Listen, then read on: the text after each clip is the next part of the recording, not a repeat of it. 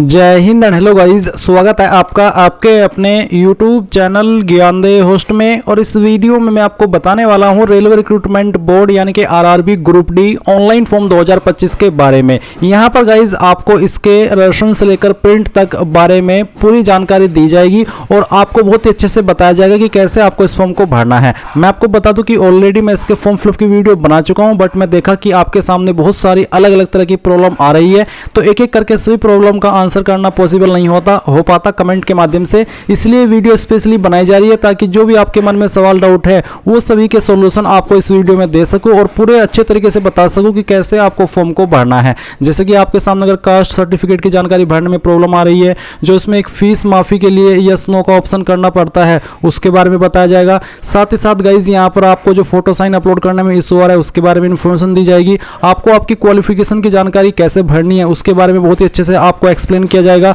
तो जो भी आपके इसके अंदर इशू आ रहे हैं पेमेंट प्रोसेस तक, वो सभी आपको यहां पर सोल्व करके दिया जाएगा ताकि आप फॉर्म को बिना किसी मिस्टेक के भर पाए। तो वीडियो को आपको पूरा देखना है, स्किप नहीं करना है। और गाइज अगर आपने अभी तक वीडियो को लाइक शेयर नहीं किया कर दीजिए। चैनल के ऊपर नए हैं तो चैनल को सब्सक्राइब करके बेल आइकन ऑन कर लेना, क्योंकि जब तक ये भर्ती का प्रोसेस कंप्लीट नहीं होता तब तक आपको इसके बारे में सभी अपडेट दिए जाएंगे। इसके बाद में गाइज जो लिंक मैंने वीडियो के डिस्क्रिप्शन में दिया है आप ओपन करिए। ओपन करने के बाद आपके सामने इस भर्ती की जानकारी आएगी, जहां पर जानने को मिलेगा कि इसमें 32,438 वैकेंसी निकाली गई है। 10वीं पास कैंडिडेट इसमें अप्लाई कर सकते हैं। जी हां, अगर आप सिंपल 10वीं है आप इसमें अप्लाई कर पाएंगे। फिर गाइज यहां पर इसमें फीस रखी गई है जनरल, ओबीसी और ईडब्ल्यूएस के लिए 500, जो कि आपको 400 रुपये जब आपका एग्जाम हो जाएगा पहले वाला तो आपको 400 रुपये वापस कर दी जाएगी। और जो SC ST ex serviceman female है इनके लिए 250 रुपये फीस है, और जैसे इनका एग्जाम हो जाएगा इस वैकेंसी का तो उनको पूरी की पूरी फीस वापस कर दी जाएगी। अब आप यहाँ पर वैकेंसी डिटेल भी बहुत ही अच्छे से चेक कर सकते हैं और रीजन वाइज आपकी वैकेंसी चेक कर सकते हैं। एक इशू आ रहा है कि आपके सामने इसमें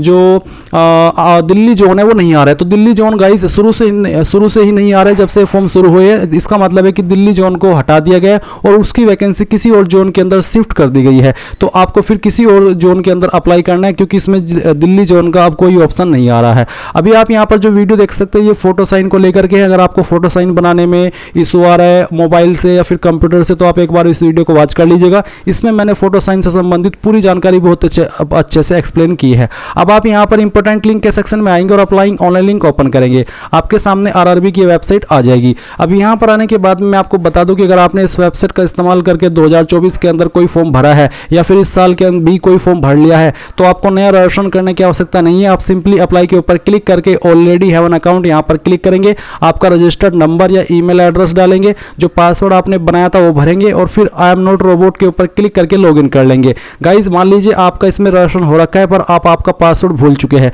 तो आप फॉरगॉट पासवर्ड पर क्लिक करेंगे, रजिस्टर्ड नंबर या ईमेल एड्रेस डालेंगे, डेट ऑफ बर्थ जो आपने भरी थी फॉर्म के अंदर वो सिलेक्ट कर लेंगे। फिर यहाँ पर आई एम नॉट रोबोट के ऊपर क्लिक करके प्रोसीड करेंगे तो आपको नंबर के मैसेज के माध्यम से आपके नंबर पर पासवर्ड एक नया वाला सेंड किया जाएगा, जिसका इस्तेमाल करके आपको लॉगिन कर लेना है।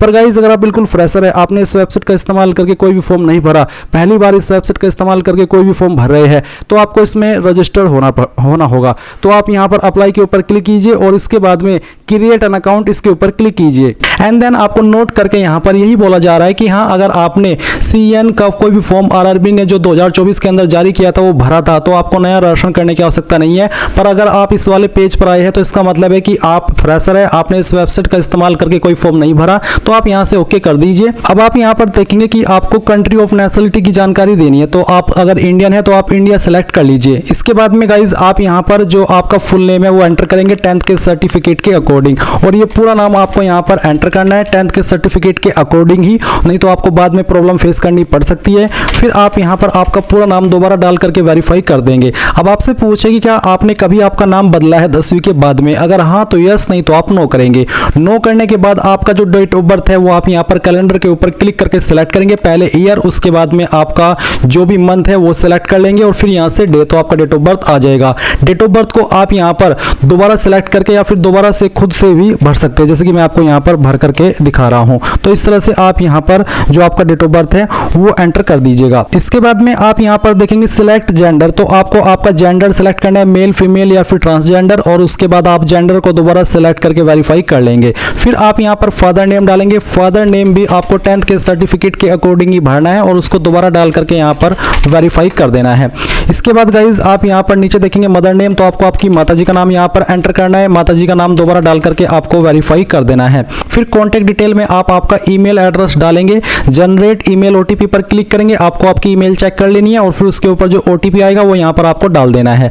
उसके बाद सेम तरीके से नंबर डालेंगे जो आप रजिस्टर करना चाहते हैं। उसके बाद जनरेट मोबाइल ओटीपी करेंगे, आपके नंबर के ऊपर एक ओटीपी जाएगा जो कि आपको यहाँ पर डाल देना है। फिर नीचे आएगा आधार वेरिफिकेशन, तो please enter your Aadhaar card number virtual ID. आप यहाँ पर आपका आधार कार्ड का नंबर भी दे सकते हैं या फिर जो आपकी वर्चुअल आईडी होती है वो भी आप यहाँ पर दे सकते हैं। ये डालने के बाद आप जनरेट आधार ओटीपी इसके ऊपर क्लिक करेंगे।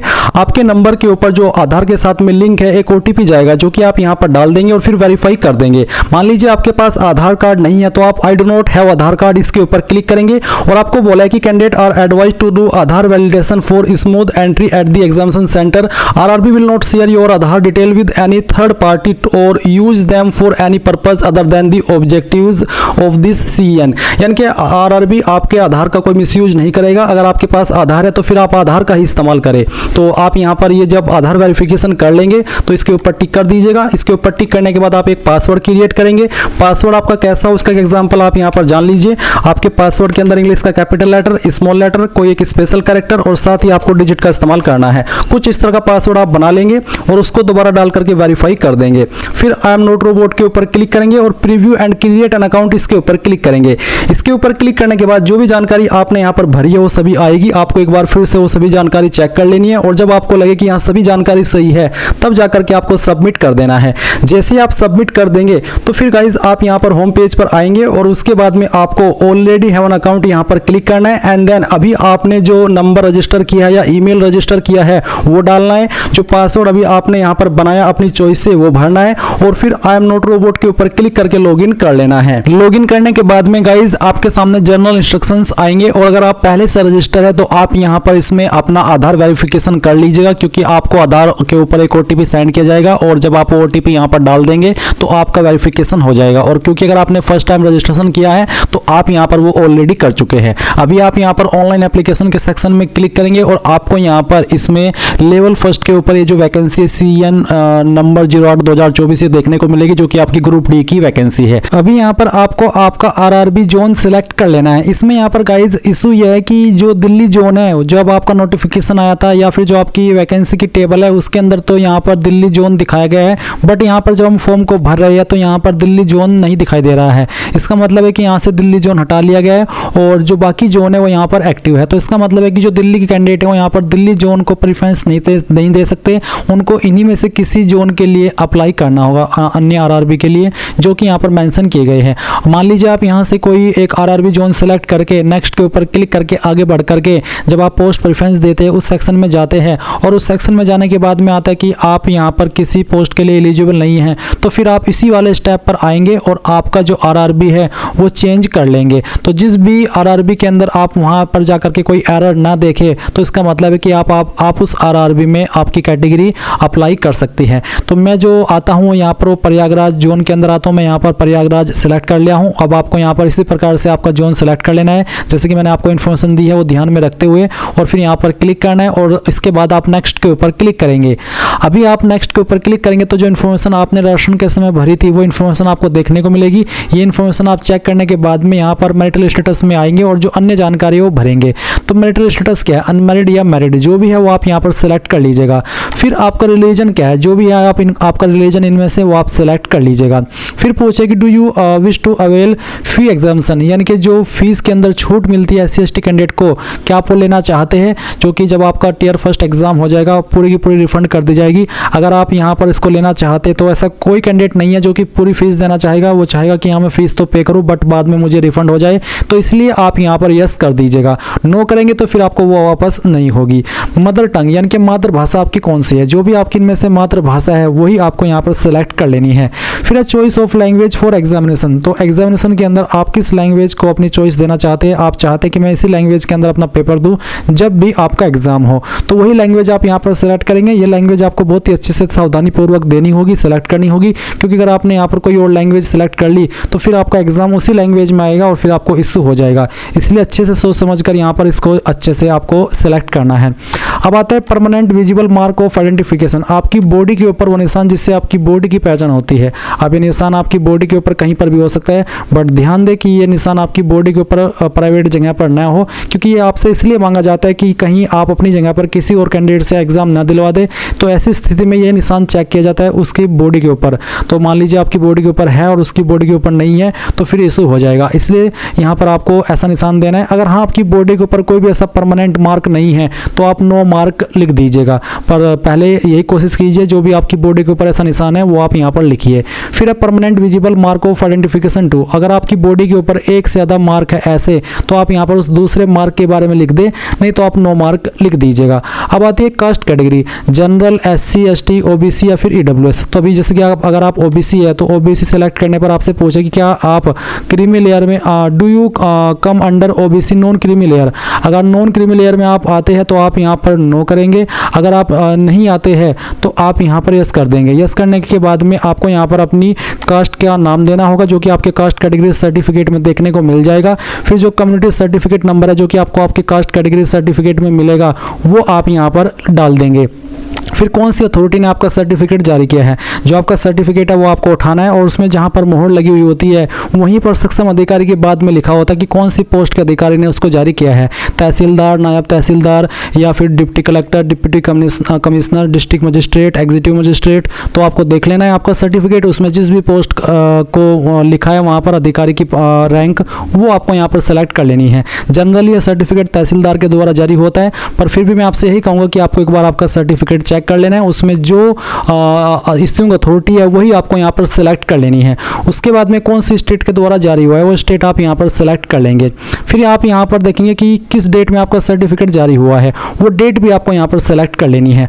अगर आपकी कैटेगरी OBC न होकर के ST या फिर SC है तो फिर आपके सामने इसी तरह का इंटरफेस आएगा जहाँ पर आपको आपकी कास्ट का नाम या फिर जो आपकी कम्युनिटी है उसका नाम या फिर जो आपकी ट्राइब है उसका नाम आपको देना होगा। फिर सेम तरीके से आपको कम्युनिटी सर्टिफिकेट नंबर देना है, साथ ही साथ कौन सी अथॉरिटी ने आपका सर्टिफिकेट जारी किया है। अगर आपका तहसीलदार ने जारी किया है तो आप यहाँ पर तालुका मजिस्ट्रेट सेलेक्ट कर सकते हैं। फिर कौन सी स्टेट के द्वारा जारी हुआ है वो स्टेट आप यहाँ पर सेलेक्ट कर लेंगे। एंड देन आपको यहाँ पर आपकी community certificate date of issue यानी कि जो आपका सर्टिफिकेट है वो किस डेट में जारी हुआ है वो आपको डेट सेलेक्ट करनी है। उसके बाद में पूछेगी क्या आप जो फ्री रेल ट्रेवल पास है एग्जाम के लिए जो कि SC/ST को मिलता है, अगर आप वो लेना चाहते हैं तो आप यहाँ पर यस करेंगे, नहीं लेना चाहते हैं तो आप नो कर देंगे।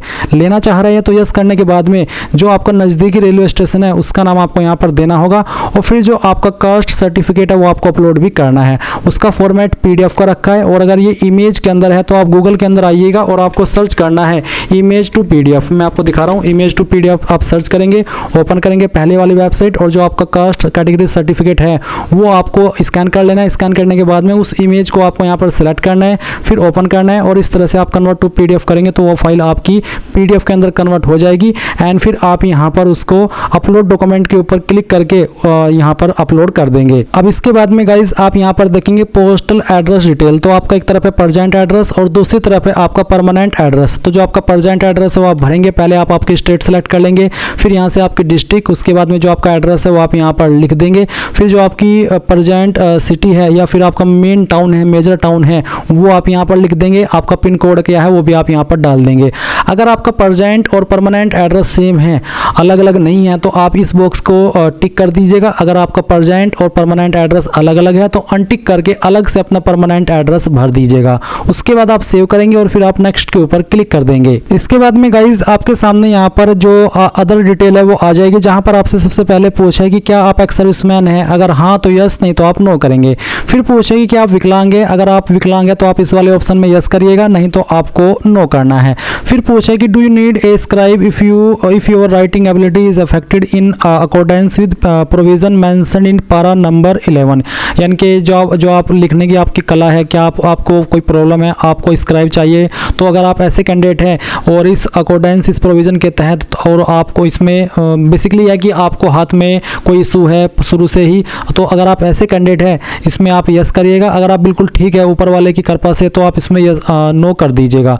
नो करने के बाद में नीचे की तरफ आएंगे तो देखेंगे कि क्या आप इकोनॉमिकली बैकवर्ड क्लास से आते हैं।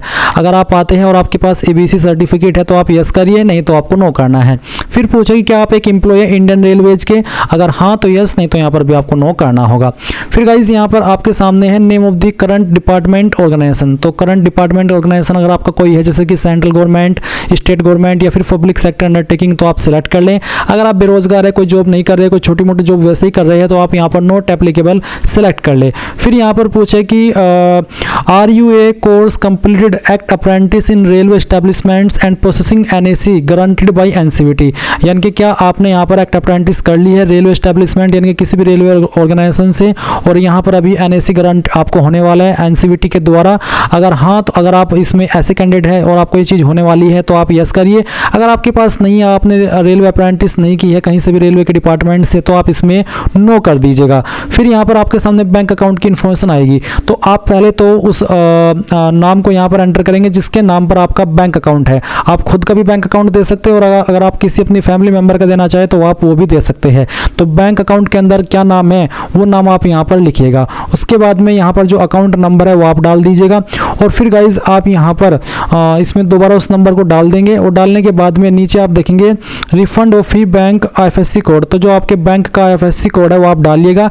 ये आपको आपकी पासबुक के ऊपर मिल जाएगा, आपके चेकबुक के ऊपर मिल जाएगा, या फिर आप गूगल के अंदर अपने बैंक का नाम लिखिए जैसे कि स्टेट बैंक ऑफ इंडिया, फिर वो जहाँ पर है, जैसे कि मान लीजिए सहारनपुर में है, मैं सहारनपुर से हूँ तो मैं सहारनपुर लिखूंगा, और उसके बाद मैं लिखूंगा IFSC कोड। तो आप इसको ऑनलाइन भी सर्च कर सकते हैं, ये ऑनलाइन भी मिल जाता है। ऐसा नहीं है कि आपकी पासबुक या चेकबुक के ऊपर ही मिलेगा, या फिर आप अपनी ब्रांच में कॉल करके जा करके अगर आपको नहीं मिल रहा है ऑनलाइन भी, आपको डाउट हो रहा है कि ये कहीं मैं गलत तो नहीं भर दूँ, तो आप इसको वहाँ से भी प्राप्त कर सकते हैं। जैसे ही आप IFSC कोड यहाँ पर डालेंगे, कंफर्म करेंगे, तो ऑटोमेटिकली आपके बैंक का नाम और साथ ही साथ आपकी बैंक का एड्रेस यहाँ पर फैच कर ले जाएगा। फिर आप सेव करेंगे और उसके बाद में आप नेक्स्ट के ऊपर क्लिक कर देंगे। इसके बाद गाइज आपके सामने यहाँ पर क्वालिफिकेशन की जानकारी आ चुकी है। तो मैंने पहले से राशन करके रखा है, इसलिए मेरी 10वीं की इन्फॉर्मेशन यहाँ पर पहले से ही ऐड है। आप यहाँ पर शुरू से भरेंगे तो आप सबसे पहले आपकी जो क्वालिफिकेशन है उसमें मैट्रिकुलेशन सेलेक्ट कर लेंगे। फिर स्टेट बताएंगे जहाँ से आपने आपकी 10वीं की है, डिस्ट्रिक्ट बताएंगे जिस डिस्ट्रिक्ट से आपने आपकी 10वीं की है, अपने बोर्ड का नाम यहाँ पर लिख देंगे जिस बोर्ड से आपने आपकी 10वीं की है, उसके अलावा किस डेट में आपने आपकी 10वीं को पास किया है वो डेट आप यहाँ पर सेलेक्ट कर लेंगे। 10th का रोल नंबर क्या था वो रोल नंबर आप यहाँ पर एंटर करेंगे। एंड देन पूछेगी SSLC matriculation, SSLC 10th class certificate serial number, यानी कि 10वीं का जो सर्टिफिकेट का सीरियल नंबर है वो क्या है वो आप यहाँ पर डाल दीजिएगा। ये आपको आपके 10वीं के सर्टिफिकेट के ऊपर मिल जाएगा। नहीं आपको मिल रहा है, कोई डाउट आ रहा है तो आप कमेंट के माध्यम से पूछ लीजिएगा। उसके बाद आप इसको ऐड करके यहाँ पर ऐड कर देंगे। फिर गाइज आप यहाँ पर देखेंगे क्वालिफिकेशन का सेक्शन। अब अगर आपके पास ITI है तो आप इसमें ITI सेलेक्ट कर लेंगे। वैसे इसमें कंपलसरी रूप में अप्लाई करने के लिए सिर्फ 10वीं ही मांगी है, पर अगर आप ITI रखते हैं, आपने ITI की है और आप उसकी इन्फॉर्मेशन देना चाहते हैं तो आप ITI सेलेक्ट कर लीजिएगा। फिर यहाँ पर एनी डिसिप्लिन सेलेक्ट कर लीजिएगा, चाहे आपका कोई सा भी ट्रेड है आप इसको सेलेक्ट कर लीजिए। फिर जिस स्टेट से आपने आपकी ITI की है वो स्टेट सेलेक्ट कर ले, जिस डिस्ट्रिक्ट से की है वो डिस्ट्रिक्ट सेलेक्ट कर ले। फिर आपने कौन से इंस्टीट्यूट से किया है उस इंस्टीट्यूट का नाम भी आपको यहाँ पर एंटर कर देना है। ये एंटर करने के बाद में 21 साल के अंदर आपने आपकी ITI पास कर ली है वो साल भी आपको यहाँ पर सेलेक्ट कर लेना है। उसके बाद में गाइज आप देखेंगे सर्टिफिकेट नंबर, तो जो आपके सर्टिफिकेट के ऊपर नंबर दिया गया वो नंबर यहाँ पर डाल दीजिएगा। सर्टिफिकेट किसके द्वारा इशू हुआ है, NCVT या फिर SCVT, जिसके द्वारा भी हुआ है वही आप यहाँ पर सेलेक्ट कर लीजिएगा। फिर सर्टिफिकेट टाइप क्या है, नेशनल ट्रेड सर्टिफिकेट है या फिर स्टेट ट्रेड सर्टिफिकेट है, तो जो भी है वही आप यहाँ पर सेलेक्ट कर लीजिएगा। उसके बाद आप ऐड के ऊपर क्लिक करेंगे तो ये जानकारी ऐड हो जाएगी। अब अगर आपके पास NEC है यानी कि नेशनल अप्रेंटिसशिप सर्टिफिकेट, तो वो भी आप यहाँ पर दे सकते हैं, नहीं तो आप इन दोनों इन्फॉर्मेशन के माध्यम से भी आगे बढ़ सकते हैं। अभी मैं यहाँ पर नेक्स्ट करता हूँ। नेक्स्ट करने के बाद में आपके सामने यहाँ पर फोटो और साइन का ऑप्शन आ जाएगा। तो मेरा फोटो साइन पहले से ही अपलोड है, आपको यहाँ पर सैंपल ऑफ फ्यू रिजेक्टेबल फोटोज यानी कि किस तरह के फोटो रिजेक्ट होंगे उसके बारे में बताया है। तो इस तरह का बिल्कुल सिंपल फोटो आपका एक्सेप्ट होगा। मैं फॉर्म डेमो के लिए भर रहा हूँ तो इसलिए मैंने यहाँ पर एक रैंडम फाइल अपलोड करके रखी है। आपको आपका फोटो का फॉर्मेट JPEG या फिर JPG का रखना है। फोटो आपका 2 महीने से पुराना नहीं होना चाहिए और फोटो का बैकग्राउंड आपका व्हाइट हाइट होना चाहिए, साइज 50 से 100 KB के बीच में। अगेन मैं आपको सजेस्ट करूंगा कि मैंने इसके लिए एक अलग से स्पेशल वीडियो बनाई हुई है, तो आप एक बार इस वीडियो को वॉच कर लीजिएगा, जिसका लिंक इस वीडियो के डिस्क्रिप्शन में दिया है। जैसे आप ये वेबसाइट ओपन करेंगे, यहाँ पर आएंगे तो इस वीडियो को वॉच कर लीजिएगा। वॉच करने के बाद आपको पता चल जाएगा कि आपको फोटो किस वेबसाइट का इस्तेमाल करके कितने पिक्सल में बनाना है, तो अच्छे से जानकारी आपको समझ आ जाएगी। फिर आपको यहाँ पर आपका साइन भी देखने को मिलेगा, तो साइन में भी बहुत ज़्यादा इशू आ रहा है, फोटो में कम आ रहा है, बट साइन के अंदर ज़्यादा इशू आ रहा है। तो आप यहाँ पर आपका साइन भी बनाना सीख लेंगे, जैसे कि मैंने आपको अभी वो वीडियो सजेस्ट की है, उस वीडियो को वॉच करके। इसमें आपको क्या चीज़ें ध्यान में रखनी है वो भी आप यहाँ पर देख सकते हैं। अब गाइज आपके सामने यहाँ पर पोस्ट प्रेफरेंस का ऑप्शन आ जाएगा। अगर आप यहाँ पर इस सेक्शन के अंदर कुछ ही पोस्ट देख पा रहे हैं एलिजिबल पोस्ट जोन के अंदर, तो इसका मतलब ये है कि आप जिस कैटेगरी से इस फॉर्म को भर रहे हैं और जिस जोन में भर रहे हैं उस जोन में आपकी कैटेगरी के अंदर कम ही वैकेंसी है, इसलिए यहाँ पर आपको कम दिखाई देगी। अगर आप ऐसे जोन में अप्लाई करें जिसमें कि आपकी कैटेगरी में सभी वैकेंसी है या फिर सभी पोस्ट है, तो वो आपको सभी पोस्ट यहाँ पर दिखाई देगी। और एक एरर यहाँ पर ये वाला आता है कि जब आप यहाँ पर जोन सेलेक्ट करते हैं और अपनी पोस्ट प्रेफरेंस दे देते हैं, चाहे आपको वो एक पोस्ट देखने को मिल रही है या फिर 2 या फिर 3, और फिर आपको आता है कि यू आर नॉट एलिजिबल, तो इसका मतलब ये है कि जिस जोन से आप अप्लाई कर रहे हैं मे बी आप उस जोन के अंदर नहीं आते आपकी एड्रेस के अकॉर्डिंग, इसलिए आपको फिर से यहाँ पर आना है जहाँ से आपने फॉर्म भरना स्टार्ट किया था पर्सनल डिटेल में, और अपना जोन अलग सेलेक्ट करना है। अगर उसमें भी यही इशू आता है तो फिर दूसरा जोन सेलेक्ट करना है। ऐसे आपको एक एक करके सभी आरआरबी के अंदर अप्लाई करके देखना है। किसी एक आरआरबी के अंदर तो आप 100% एलिजिबल रहेंगे अप्लाई करने के लिए। ये मैंने आपको इसलिए अच्छे से क्लियर कर दिया क्योंकि इस वाले सेक्शन में बहुत सारे कैंडिडेट प्रॉब्लम फेस कर रहे हैं कि सर हम जब प्रेफरेंस दे करके आगे बढ़ते हैं तो आता है कि यू आर नॉट एलिजिबल, तो इसलिए मैंने आपको बता दिया अगर ये वाला एरर आता है तो आप आरआरबी के सेक्शन में आइए जहाँ से आपने फॉर्म भरना स्टार्ट किया था रजिस्ट्रेशन करने के बाद में, और वहाँ पर अपना आरआरबी अलग वाला सिलेक्ट कर लीजिएगा। उसमें भी इशू आता है तो कोई और दूसरा सिलेक्ट कर लीजिएगा। तो जैसे आपके सामने यहाँ पर ये ऑप्शन आ जाए तो आपको यहाँ पर जिस नंबर पर प्रेफरेंस देनी है, मान लीजिए पहली प्रेफरेंस मुझे पॉइंट्समैन बी की पोस्ट को देनी है, तो मैं यहाँ पर इसको पहले नंबर पर क्लिक करूँगा। फिर मुझे अगली प्रेफरेंस इस वाले पोस्ट को देनी है जो कि है ट्रैक मेंटेनर, तो मैं इसको सेलेक्ट करूँगा। तो कहने का ये मतलब है कि जिसको आपको पहले नंबर पर रखना है उसको आपको पहले क्लिक करना है, और फिर उसके बाद में चाहते हैं कि मुझे ये वाली पोस्ट की प्रेफरेंस मिले। फिर आप चाहते हैं कि मुझे असिस्टेंट लोकोसेट डीजल की पोस्ट प्रेफरेंस मिले, तो आप इसको सेलेक्ट कर लेंगे। फिर असिस्टेंट टीआरडी, उसके बाद में असिस्टेंट टीएल एंड एसी, ये आप सेलेक्ट कर लेंगे। फिर यहाँ पर असिस्टेंट कैरेज एंड वैगन, तो आप ये सेलेक्ट कर लेंगे। तो कहने का यही मतलब है कि आपको जिस नंबर पर जिसको प्रेफरेंस देनी है वो आप सेलेक्ट कर लेंगे, और इस तरह से आपकी पोस्ट प्रेफरेंसेस आ जाएगी। फिर आप यहाँ पर टिक करेंगे। उसके बाद में आप यहाँ पर इसके ऊपर टिक करेंगे, यानी यहाँ पर आता है पैलेस, एंटर दी पैलेस, यानी कि कहाँ से आप इस फॉर्म को भर रहे हैं उस पैलेस का नाम आपको देना है। इसमें बहुत सारे कैंडिडेट क्या कर रहे हैं, अपना नाम भर दे रहे हैं, तो आपको अपना नाम नहीं भरना है, आपको यहाँ पर उस जगह का नाम भरना है या उस सिटी का नाम भरना है जहाँ से आप फॉर्म भर रहे हैं। अगर आप किसी विलेज से फॉर्म भर रहे हैं तो आपको अपने विलेज का नाम नहीं, बल्कि जो आपका सिटी लगता है, आपका जो डिस्ट्रिक्ट लगता है, वो डिस्ट्रिक्ट का नाम आपको पहले इसमें भरना होगा। और उसके बाद में गाइज आप यहाँ पर सेव कर देंगे, और फिर प्रीव्यू एप्लीकेशन के ऊपर क्लिक करके जितनी भी जानकारी आपने भरी है उन सभी को चेक करेंगे। ये सभी जानकारी चेक करने के बाद जब आपको लगे कि यहाँ सभी जानकारी सही है, मैंने बहुत ही अच्छे से चेक कर ली है, तो आप यहाँ पर क्लिक करेंगे और उसके बाद में सबमिट के ऊपर क्लिक करके यहाँ से सबमिट कर देंगे।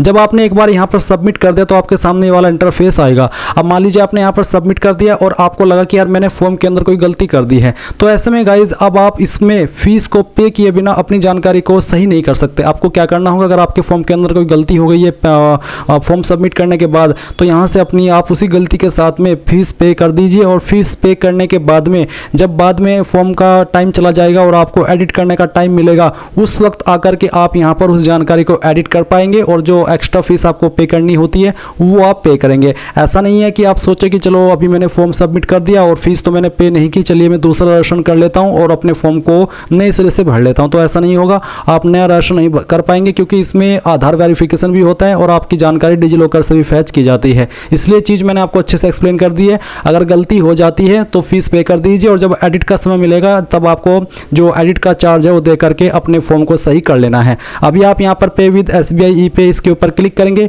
यहाँ पर टिक करेंगे और प्रोसीड कर देंगे। अब प्रोसीड करने के बाद में आपको यहाँ पर पेमेंट के पेज पर ट्रांसफर किया जाएगा। आप आपकी application fees debit credit card, SBI corporate credit card, internet banking या फिर यूपीआई में थोड़ा इशू आता है क्योंकि यूपीआई का सर्वर थोड़ा कभी डाउन कभी सही रहता है, तो आप यहाँ पर चाहे तो यूपीआई के माध्यम से फीस जमा कर सकते हैं क्योंकि ऑप्शन तो आपको यहाँ पर यूपीआई का दिया है। पर मैं आपको प्रेफर करूँगा कि अगर आपके पास इंटरनेट बैंकिंग अवेलेबल है तो आप इंटरनेट बैंकिंग को पहली प्रेफरेंस दें अपनी फीस का पेमेंट करने में, क्योंकि इंटरनेट बैंकिंग में बहुत ही कम इशू इशू आता है पेमेंट करने में।